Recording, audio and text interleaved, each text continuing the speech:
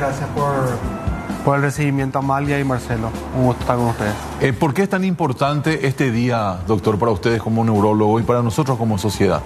Es muy importante para nosotros el 26 de marzo porque es el día de la concienciación contra la epilepsia. ¿Sí? La epilepsia es una enfermedad que es muy frecuente, que es muy estigmatizada por la sociedad en general, y que la idea de este día es dar la luz a la epilepsia, ¿sí? Hacer conocer a la enfermedad,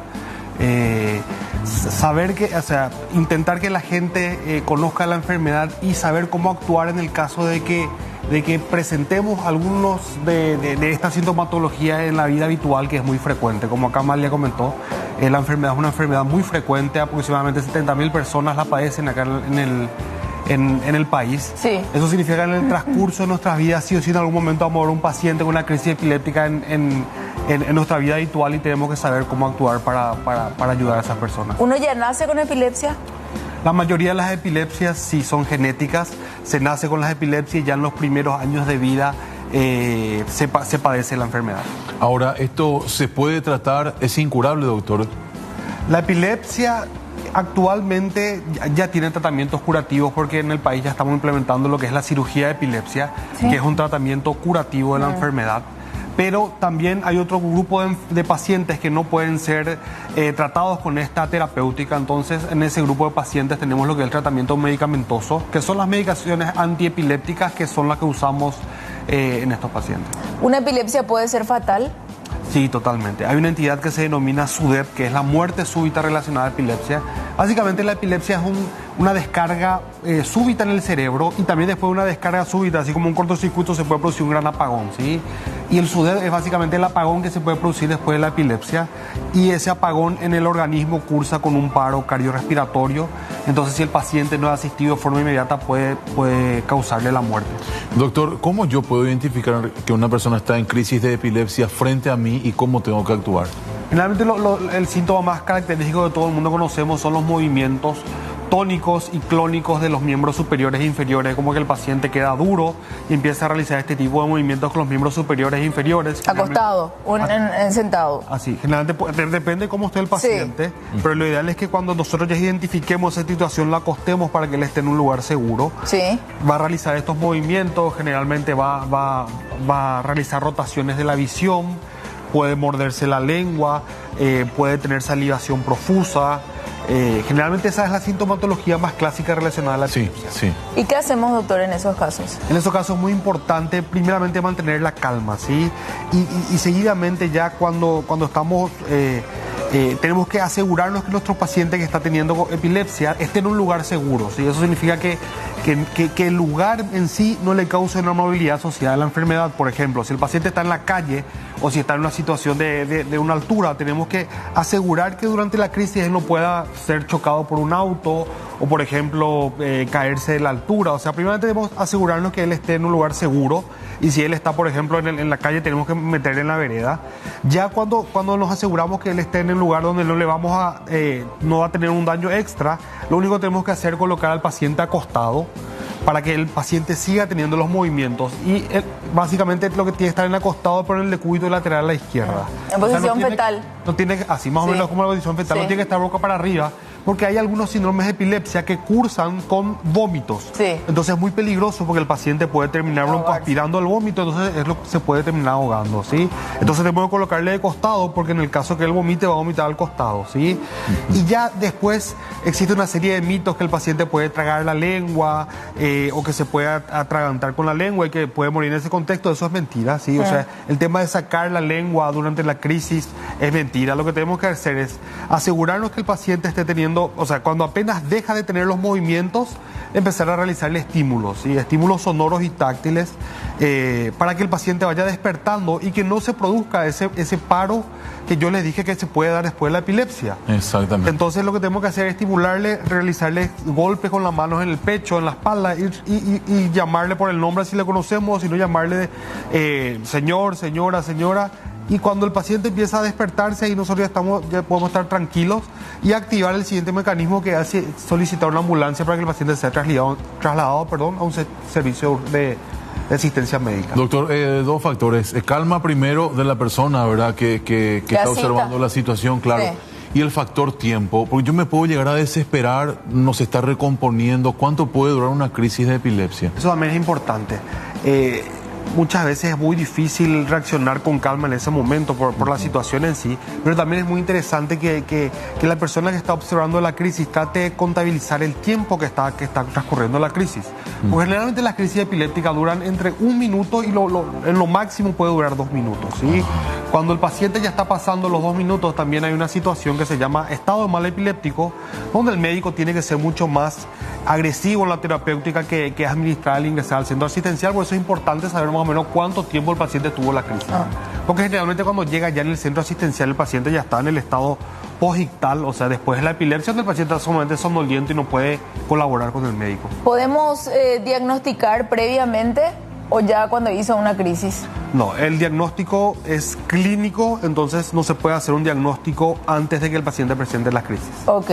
Doctor, vos sabés que muchas veces, creo que no pasó hace mucho tiempo, de una persona que sufrió un accidente de tránsito porque le tomó una crisis de epilepsia en el volante. ¿Qué es lo recomendable hacer o no?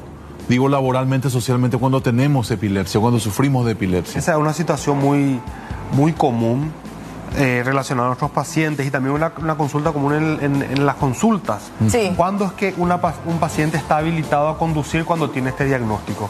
Y las instituciones que rigen los reglamentos en cuanto a la epilepsia dicen que el paciente puede conducir cuando el paciente está 1 año libre de crisis, con una medicación adecuada, con un tratamiento adecuado, y el paciente durante 1 año no presentó crisis epiléptica. Entonces nosotros le podemos dar como la habilitación de que él puede conducir, porque sabemos que ya se produjeron muchos accidentes de tránsito en este contexto.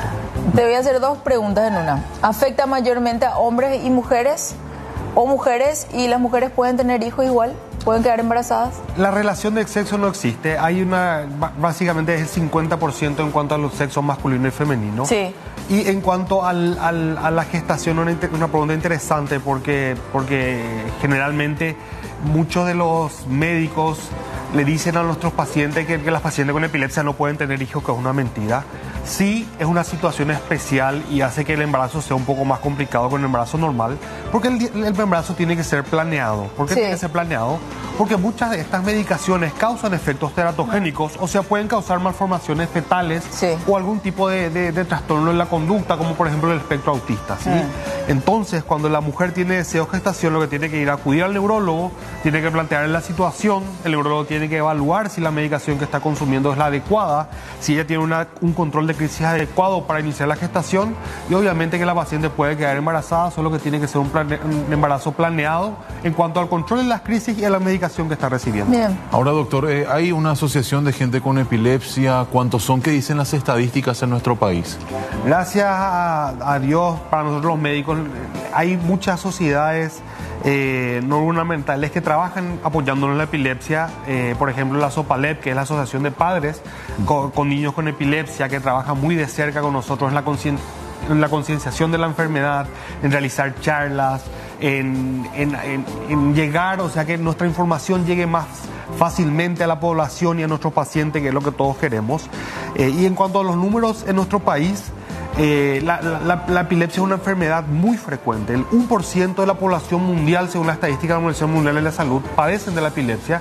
Entonces, extrapolando esos datos a nuestra población, 70.000 personas aproximadamente padecen esa enfermedad en nuestro país. Entonces, es una enfermedad de alta prevalencia y de alto impacto en la salud, en los sistemas de salud y también en la calidad de vida de los familiares, porque sabemos que nuestros pacientes que tienen epilepsia y que no tienen un buen control de crisis necesitan un acompañamiento muy cercano, o sea, le impacta también en la familia, porque la familia tiene que estar constantemente ayudando o asistiendo a este paciente que tiene epilepsia, y es entonces una enfermedad con mucho impacto social, y por eso es que nosotros nos sentimos muy honrados que muchas sociedades no gubernamentales y de padres nos ayuden en este proceso. Doctor, ¿cómo estamos de medicación? ¿Tenemos en el sistema de salud público? En el sistema de salud público no se cuenta lastimosamente con muchas medicaciones. Tenemos 2 servicios de referencia en el sistema público, el Hospital de Clínicas y el Hospital Nacional de Itagua, donde se cuenta con insumos básicos, pero siempre nos falta más tipos de fármacos para que nosotros podamos tratar de mejor forma a estos pacientes. Lastimosamente, muchas veces nuestros pacientes, también en eso las asociaciones trabajan mucho, en conseguir a nuestros pacientes que no tienen acceso a medicamentos que sean los indicados para estos pacientes. Lo que nos ayudan estas asociaciones de familiares a ayudar a que estos pacientes puedan acceder a estos medicamentos. Doctor, ¿es una enfermedad cara? Es una enfermedad cara, sí, porque es una enfermedad crónica. Desde que uno realiza el diagnóstico, prácticamente muchos de ellos necesitan medicamentos toda la vida, y estos medicamentos son costosos para la población en general acá en nuestro país. ¿Dónde hay que golpear? ¿Al Ministerio de Salud, imagino, verdad? Para la provisión de medicamentos. Ministerio de Salud, los que son asegurados IPS, el hospital, el Instituto de Previsión Social sí tiene un poco más de opciones terapéuticas, y también en el Instituto de Previsión Social realizamos lo que es la cirugía de epilepsia. Ahí se arrancó con esa cirugía. Ahí nosotros arrancamos con el proyecto de cirugía de epilepsia, donde ya 21 pacientes que son asegurados del IPS pudieron realizarse este procedimiento, y les mejoró mucho la calidad de vida de estos pacientes. Tenemos muchas historias y muchas anécdotas muy lindas de nuestros pacientes que desde que empezamos este proyecto hace 1 año y medio les cambió la vida, porque muchos de ellos dejaron de tener crisis y eran pacientes que toda la vida tuvieron muchas crisis, y no podían realizar su vida normal, no podían acceder a un trabajo. Uno de nuestros pacientes cuenta que nunca él tuvo hijos y que nunca le pudo alzar a la bebé chica, porque una vez tuvo crisis cuando le tuvo a la bebé, y desde ahí tuvo un trauma que nunca más pudo hacer ese acto con la hija, ¿verdad? Y que desde que él accedió a la cirugía de epilepsia, que tiene mejor control de crisis, él está seguro y que le puede tener la hija en brazos. O sea, es una terapéutica que le cambia la vida a nuestros pacientes. Para cerrar nada más, porque ya nos están apurando, ¿cualquier neurólogo puede atender a una persona con epilepsia o tiene que tener alguna especialidad aparte de la neurología? Sí, cualquier neurólogo está capacitado para atender a pacientes con epilepsia. Igual en nuestro país ya contamos con especialistas en epilepsias, donde nosotros hacemos los estudios más profundos de estos pacientes, y generalmente los especialistas de epilepsias nos envían pacientes a nosotros para ver si los pacientes son candidatos a la cirugía de epilepsia. O sea, ya es para un estudio más avanzado, pero todos los neurólogos están capacitados para atender a pacientes con epilepsia. Genial, doctorazo. ¿Cómo te encontramos en redes? @Dr. Fernando Espínola en Instagram y en todas las redes sociales. Capísimo, doctor. ¿Te podemos invitar otro día para hablar del ACV, la enfermedad del momento? A las órdenes. Sí. Pero genial. ¿Estás en IPS?